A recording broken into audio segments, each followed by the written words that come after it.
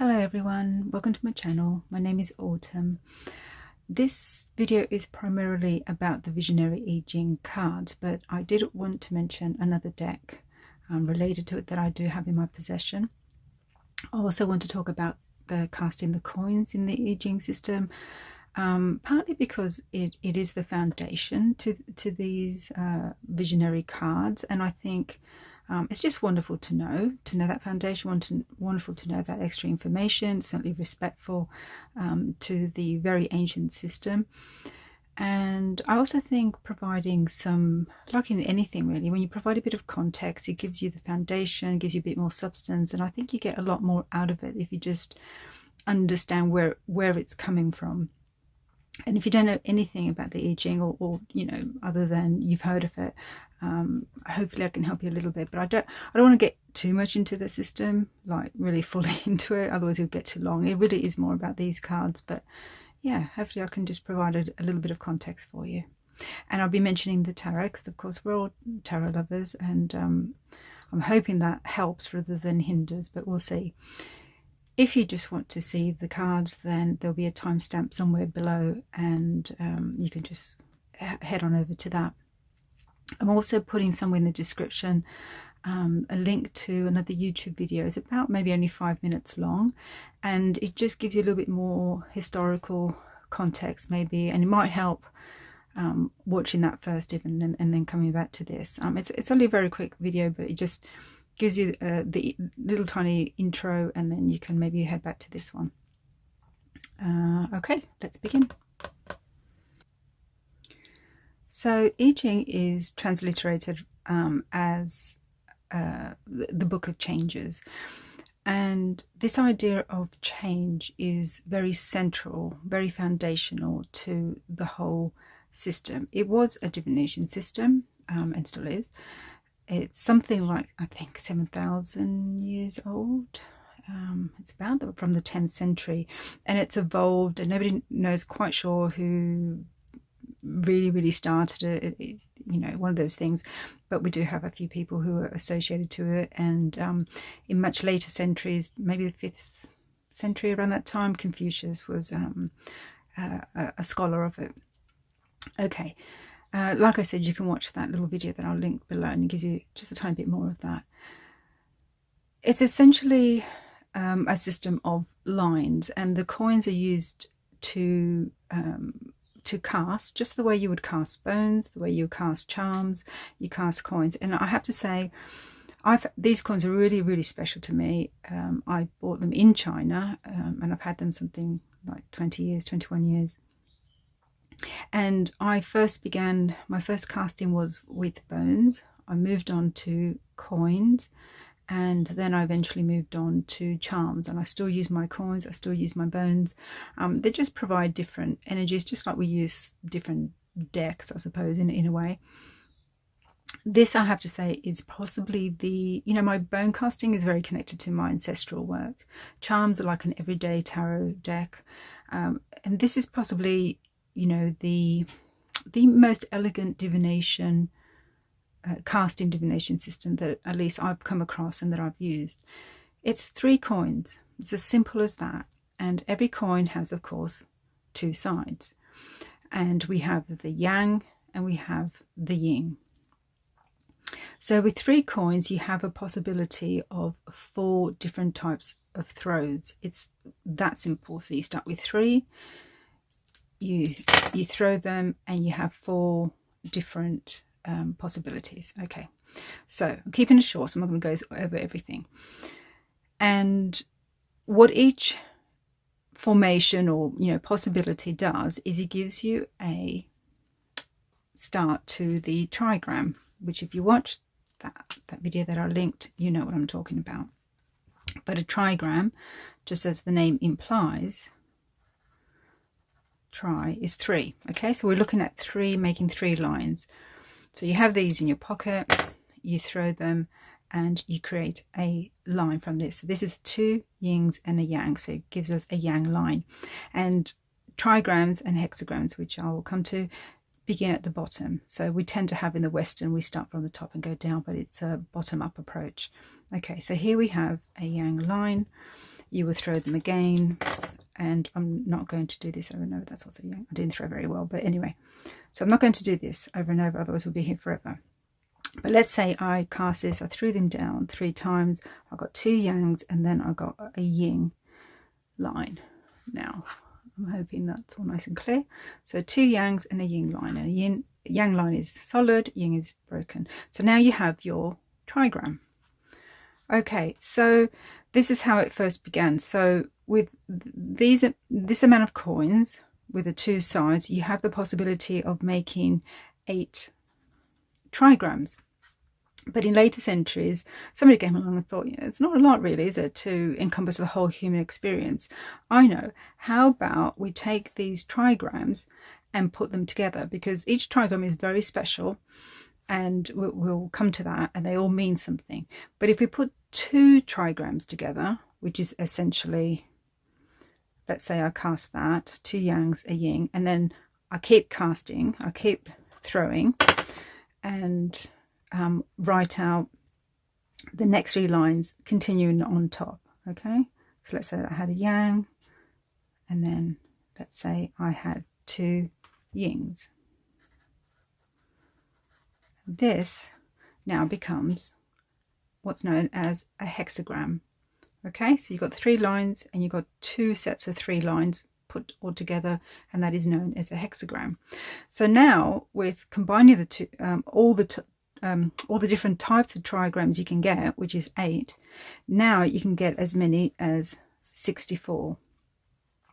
So 64 hexagrams, and now you have, think of it as 64 cards, 64 oracle cards, right? Which is great. But remember what I said, that the Book of Changes, the Book of Change is central to the I Ching system. So you not only have a hexagram, you also have lines that can change if you cast, sometimes if you cast once and sometimes if you cast twice. It depends what comes out. And that's because, okay, I will mention it. I try not to make this too long, but if you have 3 of the same, so 3 yang, okay, so that's a yang. I'm going to put a little dot in the middle because that is known as old yang, which means it's a changing line inherent in the first hexagram. Don't worry, we'll get to that, okay? So, okay, I'm going to do the same as I did on above, but with that one changing line. Okay, so let's say I threw them all over again for a second hexagram. Okay, so I've got my first hexagram. I have a changing line, so I can read this hexagram, right? I can read that, and I can read about this changing line. Okay, I'll get to that. Now, let's say I cast again. Let's say I didn't have a changing line, or let's say even I did have a changing line, but I cast all over again, and I get a second set, okay, a second hexagram. I'm just doing anything here, okay? So which lines have changed here? Let's see if that's clear. First line, the second line has changed, hasn't it? So number 2 has changed. Remember, this is 1, 2, we're starting from the bottom. Number 3, yin and yin, that hasn't changed. Yang and yang, that hasn't changed. Yin to yang, so that's changed. So number 5. So lines 2 and 5 have changed. So now what you have is hexagram number 1, which you can read about. You have the changing lines, which you would read about secondly, and then you have the third hexagram, which you can read about. So you have quite a lot to read about. You would have your I Ching book, your Book of Changes. I looked for the last hour for it and I can't find it. I think my daughter was using it and I don't know where it's gone. It will turn up somewhere. We don't have that much stuff. It's got to be somewhere. Anyway, so I can't show it to you. It doesn't really matter. But a good book on a good I Ching book, a good Book of Changes, so then you can refer to. Just think of it as your guidebook, as your essential guidebook, because you do need to know them unless you've been doing it for years and years. Okay, so you would use that. But if you bought these oracle cards, there is a very mini Book of Changes in there, which is actually quite good. Okay, so hopefully that wasn't confusing. So you have your trigrams, 3 lines. You have 2 trigrams put together, which is called a hexagram, and that's what you read, essentially. Okay, so what else did I want to say? Okay, so let's look at that hexagram that I wrote there, which is yang, yang, yin, yang, what do I put, yin, yang. So here we have this trigram is lake, okay, and then this trigram at the top, if you can see that, is fire. Now each trigram has that, so we have fire, lake, heaven, wind, thunder, all sorts of things like that. I'm not going to get into it now because it will come up. Each one has that meaning inherent into it. Once you put them together, then you have the concept of lake below and fire above. So you can imagine you have all sorts. You could have lake above, fire below, you could have thunder below, mountain above, and all that just adds to the reading. This is possibly all going to make sense more in a moment. Okay, what else? Okay, so that's in a nutshell. Trigrams, hexagrams, and names for each one, and then reading them, one hexagram, the changing lines, and the second one. So I hope that makes the most sense about this idea of lines changing. So yeah, did I say that correctly? I hope so. So you can see this is a yang, but in the second one it becomes a yin. So that is considered a changing line. Okay. Okay, so let me relate this to tarot. If this is confusing, then just skip this or just let it go and then move on to the cards. But I just thought relating it to it might just be a little bit helpful. So this is the Morgan Greer. So let's say when you draw a card, let's say you drew one card, okay? So this card gives you a whole lot of information. You've asked a question, you get your information there. Now we know that drawing a second card gives us a little bit more information. You could think of this at first, let's say this is like a trigram. One card is like a trigram, that's another trigram. They each have their inherent meanings. If you read them together, it's like you've created a hexagram. Remember the 2 trigrams together, the set of 6 lines now. So now reading them together, strange cards to have together, but yes, this will give you a very different meaning. Now let's say you weren't so much reading them together, but you were thinking them as past or present. Let's say present and future. Okay, so you could read them like that, present and future. That's like reading one hexagram and then another hexagram. But what will really be useful in this tarot reading would be if, okay, we've got the 5 of Pentacles here, so things aren't so good, but things are pretty great there. Now you could just say, right, things are rubbish now, but they're going to be better later. But in a developmental sort of sense, or in a more active rather than passive sense, you might want to ask, well, how do I achieve this? How do I get from here to here? And you could draw a third, and it could be an oracle card or another tarot, and this card now tells you, from here to here I have to implement this.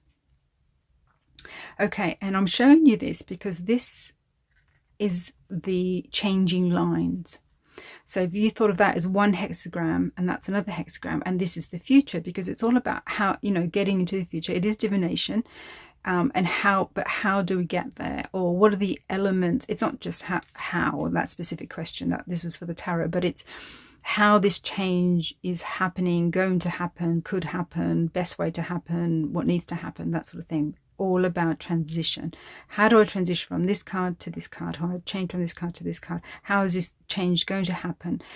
And this is one of the things that I initially loved about the Ching, is about this idea of change. Change is central to I think my character, but it's also how I view the world, in that understanding that everything is dynamic and that change is inherent in the system of nature. Nothing is static, nothing truly stays still. Even the most solid thing you can think of, your table or a rock, all the way down into the atoms, they're all buzzing and bubbling and moving. But that's more like energy and movement. But, you know, more about the idea of everything is cyclical, everything changes, you know, the whole wheel of fortune, everything moves and everything is dynamic. That's partly inherent in my central symbol, which is the spiral, the idea of change. Okay, so if you used tarot in this way and you focus rather than on what has happened, could happen, whatever, it's about how to make change happen or how this is happening. That becomes super useful. And that's the I Ching. It's the book of changes. So yes, you have your hexagrams, which have very set and inherent information and wisdom, but you also have the changing lines, and the changing lines is where you see the transition in the shift. Okay, so I just wanted to relate that to tarot a little bit. So I came across this one a while ago, and I've had it for a little while, and I just wasn't using it. So this one is actually waiting to go to its new home at some point. I need to relist it. So you get a very good, fairly thorough guidebook, and you would see here, hopefully, it's very pale, but you'll see here a hexagram, which you now know. 2 trigrams, it becomes a hexagram, and they will have information. So you have information about the card, about that, which is essentially that hexagram. And then you have here the lines. So when you've done your 2 cards and you see which lines have changed, then you read for which line has changed, whether it's the first or baseline, it's called here, the second, and so on. And that will give you more information. And then you will turn to your second card that you drew and read about that one, and then you know, see how they relate. Okay, so not bad. Little guidebook. The cards themselves I just couldn't connect to. So some of them are sort of what you might call pippish, in that it's the hexagram, nice and big. Most of them are these sort of ink brushwork reminiscent of Chinese calligraphy. Some of them are really quite lovely, others are just dry brush. And the hexagram is in the sort of goldy, so it's black with a red dot everywhere, and then you have the sort of bronzy gold, coppery hexagram. Okay, and you also have the number of the hexagram. Each one has a number, so it's nice and easy to find. So like I said, it's very cardboardy. It's I don't do great with monochromatic decks. They have to be very special or different. For me, this deck was just complicating my own very elegant and simple coin casting. It's faster, obviously, in that you draw a card rather than having to cast the coins. But to me, the casting of the coins is part of, well, it's the middle bit. It's that transition is the process, isn't it?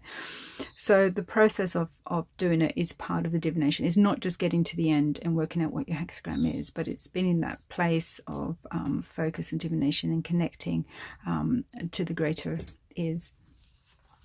So this was just sort of complicated it for me in many ways. It's like if you don't cast coins, then this is, well, a great alternative. But as I did, and as I didn't connect, I just felt them very distant and just didn't connect to them.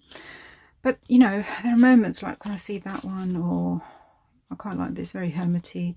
You know, some of them are evocative, others are just there's nothing there for me. But a nice set, and somebody else will like it. So this is going, but that gives you you can see the essence of hexagrams. Okay, so now onto the cards. So If you've come straight to the cards, that's fine. If you did look at the other video or look at the intro to this one, you understand now what I'm talking about. And these cards, unlike the other deck that I showed you, are not just, in fact, quite a lot more than just the hexagrams depicted onto a card, which is essentially what the other deck was. It's hexagrams with a bit of brushwork calligraphy style to give it something movement and an image to sort of somewhat look at. These are very, very different. So you have this little visionary I Ching cards guidebook, which I'll go through in a bit. The cards themselves, I've put them in order for you. As you can see, compared to the other deck, incredibly different. So you do have the hexagram at the top. You have a Chinese character, if you know how to read Mandarin characters, and then you have the two trigrams, the names of them. So sky above, sky below. So remember how I told you at the beginning, they each have a leg, and one's above and one's below. So then we have the artist, which is Joan Larimore, and she's created these images which are very surreal, dreamlike, I would say, and her interpretation of the two trigrams together, so the hexagram. And then we have the keyword at the top as well, as you can see. They're a little shiny for me. The board, lovely, just watercolory backs. I think they're all watercolors. Borders are very black, but I actually don't mind that. I'm getting used to them. I may have wanted to trim it a bit more, but I think that containment is just part of its thing as well. Okay, I'm going to flip through, not flick through. Let's not flick cards. So you can see some of these are just earth above, earth below. Really, really beautiful. Some of them are more abstract than others, as you can see. This is super abstract, but this is water above, thunder below. And others you have discernible images like vegetation there and what looks like a moon. Okay. Mountain above, water below.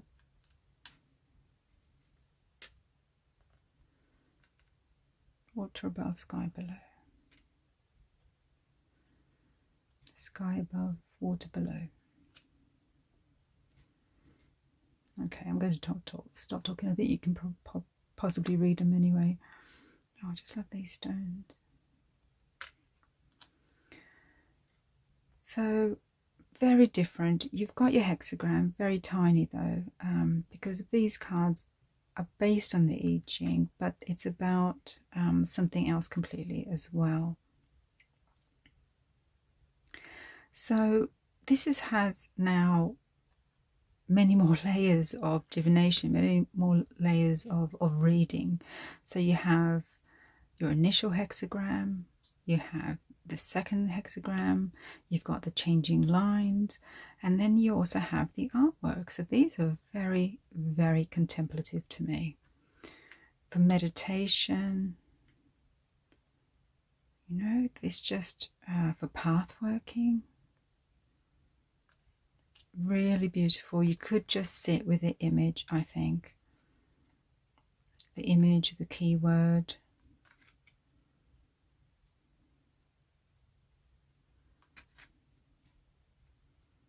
I just fell in love with this artwork. The flow, the colours.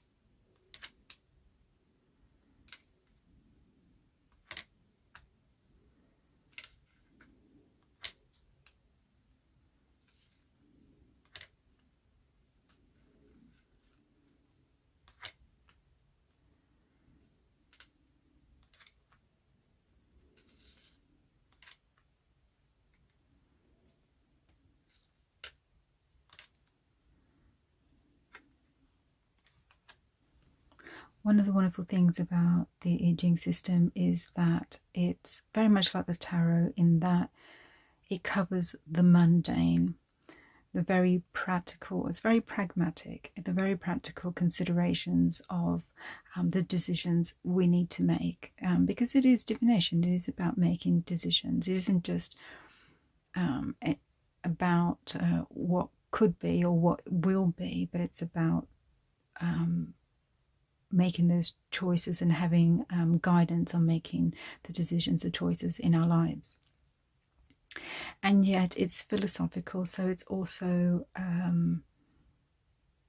takes us to those higher places, takes us inward, takes us to the spiritual. And I think this deck as well, with these images, certainly brings out the more self-development and spiritual aspect of I Ching. The book is very nice, nicely set out. It does have a little black and white image. It's all numbered, everything's numbered. It's all very easy, very straightforward. It does have a little bit of, what is the I Ching and context and how to read it. You have there, I think a little explanation of how it's all done. So just enough. It's only short, but it's just enough. And I think in the back you have this wonderful, so you can see here now the 8. This is known as the Balgua. So this is the wheel, and this is all the different trigrams, the 8 different trigrams. You've got lake, heaven, wind, water, mountain, earth, thunder, and fire. Then you have this lovely table where you can see what you've drawn. So this is the upper trigram, the above, and the below. So if you drew water and wind, for instance, it's number 48. Everything's numbered, so you don't actually need this, but this could be a nice handy if you decide to get yourself some coins. You can, this is heads and tails essentially, so you can use any coins, absolutely. This is just, obviously, it's a special thing for me, so I keep them, as these coins, but ordinary coins that you have, you can do. And so I guess this is just a reference, really. You don't really need it. A little bit about the artist there. And the book is nicer than the other deck that I mentioned. I think he connects to the, I'm not saying it's just spiritually based, I just think he articulates it a little bit more, in a more, not just accessible, it's just, I connect to it better. I connect to his writing a little bit better. I think the translations, interpretations are more in line with what I know of the I Ching, the books, and the main book that I've used for years and years. I think the expression, that's what it is. It's the way he expresses himself, I think, is a little better than the other one. And as I said, it's quite thorough. So to be honest, you don't need to get yourself another I Ching book. It's all in here. It's only if you really want to go a little deeper, and but honestly, it's very good. It's done very well. It's all you need. So you could use this. Obviously, you use this with a deck, but you could use this with 3 coins. So okay, so well, they're all in order now, so I'm not going to do a real reading, but let's do an imaginary one. Okay, so you've pulled, I'm not going to put the 2 cards that are together. Just enough changing lines there. Okay, so let's say, well, we don't want to go from near completion to oppression. Let's go something easier, from oppression to nearing completion. Okay, so you've drawn 47, which is oppression, 64, nearing completion. You've got lake above with water below, and it's moving to fire above, water below. So that's interesting. We've both got water below. So we know straight away, you don't have to look at this too much to see the fact that the trigram at the bottom hasn't changed. So it's just the trigram at the above, from lake to fire. Okay, so nicely numbered, nice and easy. We go to 47.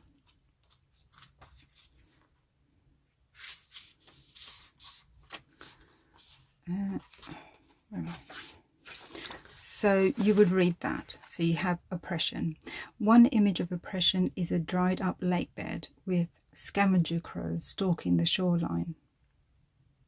Hard times can shrivel our spirits and give rise to a multitude of crows in the form of troublesome worries. Times of great loss or personal failure can break some people, but the strong of heart are able to bend with their fate. And bending to fate is very Taoist.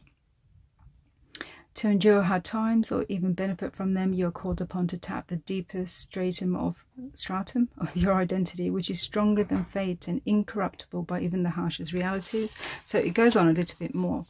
Okay, so you would read that. For those who dare to live fully and completely, failure, the final taboo in modern society, is but one part of the inevitable cycle of life's ups and downs. To never fail is to fail in the biggest way. By avoiding risk altogether, one will always fall far short of what might have been. So I love that. What a great message, okay? So we know the bottom lines, bottom three, are not changing because it's water below, water below. So we go to the top ones from 4 to 6. And what do we have? We can see the fourth line isn't changed, and we can see the fifth line and sixth lines have changed.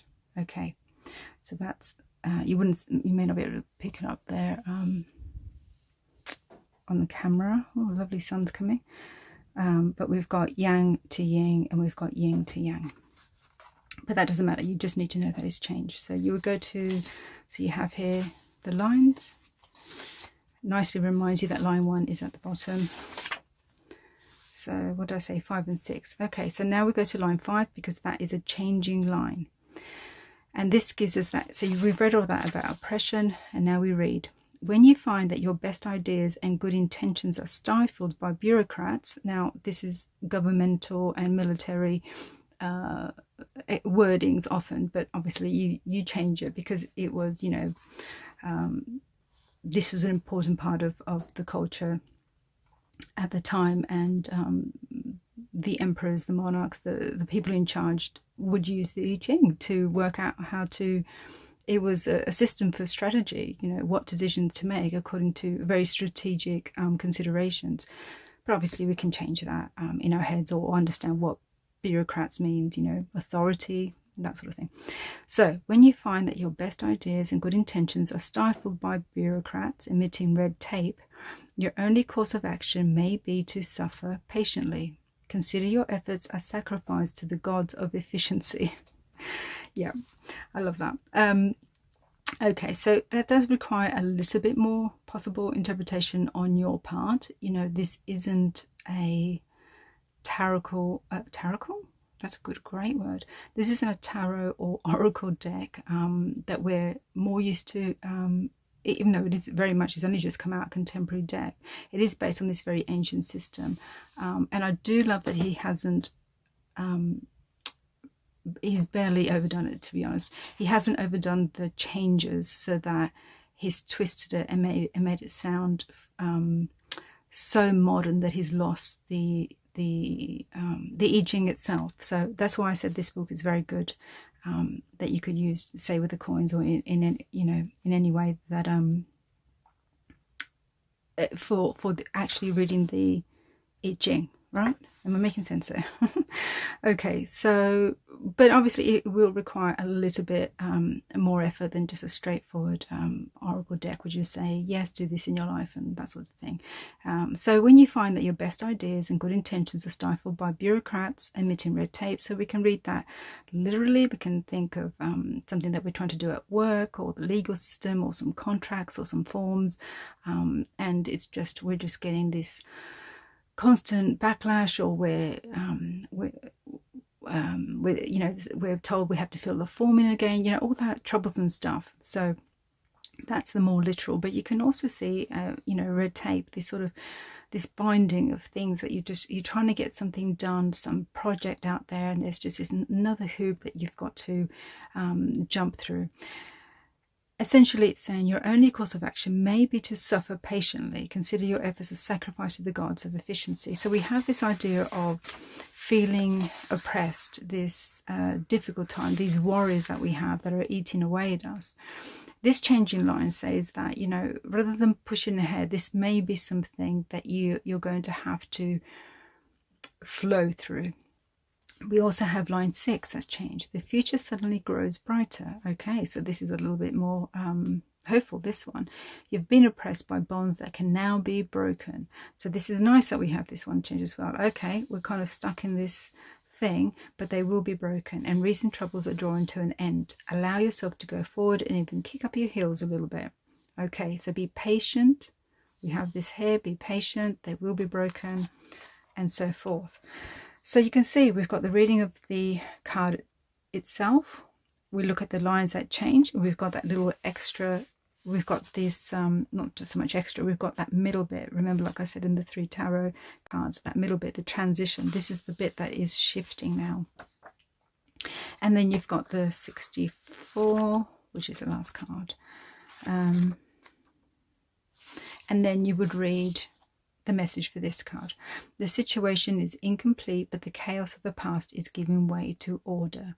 The goal is in sight. Nearing completion is the last hexagram of the Ching. It suggests that the ever-spinning wheel of life never reaches a final conclusion. Just as hidden sadness resides in the heart of true euphoria, and just as seeds of amazing achievement can sprout from a cauldron of adversity, no end is ever really complete without a new beginning stirring inside it. The Tao 64 spoke timeless wheel of change is ready to spin onward. There you go. Consider too the possibility that you have a little information and no experience. Once live, proceed carefully, cautiously, alertly, and you will strive honorably at the completion of your goal. Okay, so we have this idea of being a bit stuck, feeling a bit oppressed, that other people or the situation isn't letting you move forward. We have the changing lines that tells us be patient, don't push, but change is happening, and allow yourself to be open to that change, and understand when the change happens, it's only the start. You're completing something, but you're only completing a cycle, and it's the start of something else coming along. So very nice, isn't it? So you can read all of that. Then you can sit with these images and have a feel for where they take you.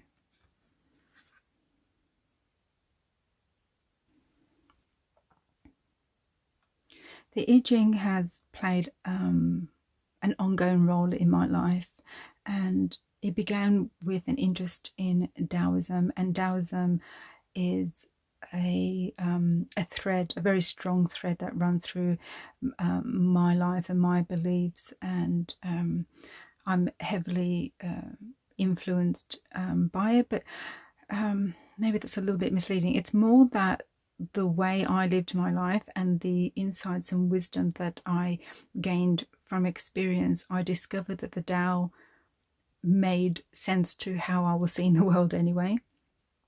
So it's a very supportive system, I suppose, in that way, that I use and express in my life. So when these cards came out, I was definitely intrigued by the whole I Ching, but it's the beautiful, you know, as a card lover, as a reader of cards, it's loving the visual, loving imagery. This is what sealed it for me, because I could also see not only are they beautiful, but how they can be used in a much more intuitive way as well. How much you can get just out of, you know, pulling a card and just looking at the imagery, or the imagery and the keywords. So you could use a really, really, really simple oracle in that way, very intuitively. And then you can also dive into the guidebook and get so much out of it.